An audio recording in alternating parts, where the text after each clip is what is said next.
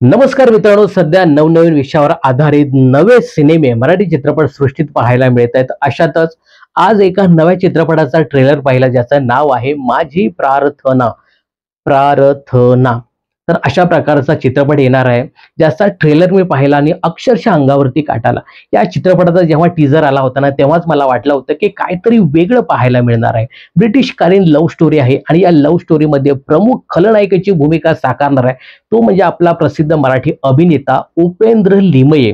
उपेंद्र लिमये हा सध्या महाराष्ट्रापुरताच राहिला नाही, तर ॲनिमल चित्रपटानंतर तो भारताबाहेर सुद्धा प्रसिद्धी झोतात आहे आणि सध्या उपेंद्र लिमये हा साऊथमध्ये सुद्धा काम करताना दिसतोय. हाच उपेंद्र लिमये या चित्रपटामध्ये प्रमुख खलनायकी भूमिका साकारणार आहे आणि असा खलनायक की चित्रपट गृहातनं बाहेर आल्यानंतर खलनायकच लक्षात राहिला पाहिजे, अशी खलनायकी भूमिका तो या चित्रपटात साकारताना दिसणार आहे. या चित्रपटात लव्ह स्टोरी आहे, त्यामुळे प्रमुख नायकाची भूमिका साकारणार आहे तो म्हणजे पद्मराज राजगोपाल नायर आणि नायिकेच्या रूपात दिसेल अनुषा हडप. फार आगळी वेगळी लव्ह स्टोरी आहे. मला वाटतं सैराट चित्रपटानंतर पहिल्यांदाच अशा प्रकारची लव्ह स्टोरी पाहायला मिळणार आहे. आणि या चित्रपटात महत्त्वाचं म्हणजे हे टीझरमध्ये सुद्धा आपण पाहिलं होतं की ना भूतो अशा प्रकारचं बॉडी ट्रान्सफॉर्मेशन या चित्रपटात पाहायला मिळणार आहे. अभिनेत्याने आपल्या भूमिकेसाठी तब्बल 53 किलो वजन कमी केले.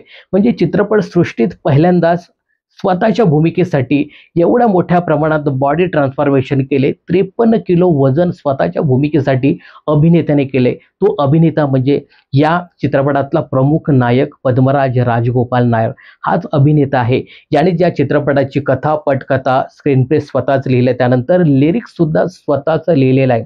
बघा, साऊथ बेसवर आधारित हा चित्रपट आहे. म्हणजे साऊथच्या लोकांनी येऊन मराठीत हा चित्रपट तयार केला. त्यामुळे नक्कीच या चित्रपटामध्ये जबरदस्त सस्पेन्स असणार आहे, रोमॅन्स असणार आहे, ड्रामा असणार आहे. सगळं काही फुल टू एंटरटेनमेंटचा पॅकेज या चित्रपटामध्ये पाहायला मिळणार आहे.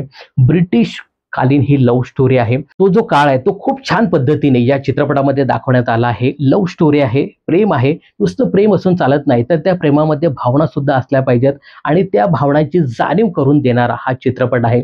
येत्या 9 मे रोजी हा चित्रपटगृहामध्ये प्रदर्शित होणार. मी तर खरंच खूप एक्साइट आहेत.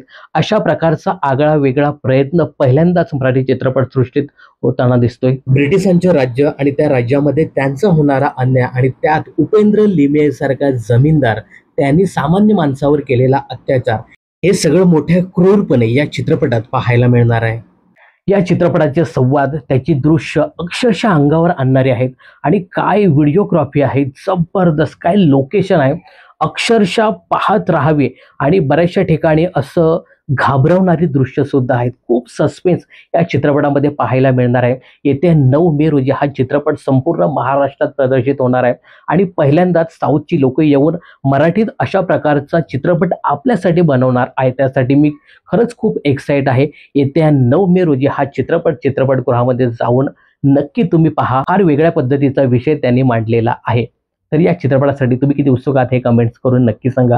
मनोरंजन क्षेत्रातील अशाच फिल्मी अपडेट जाणून घेण्यासाठी चॅनल जर सबस्क्राईब केले नसेल तर जरूर सबस्क्राईब करा.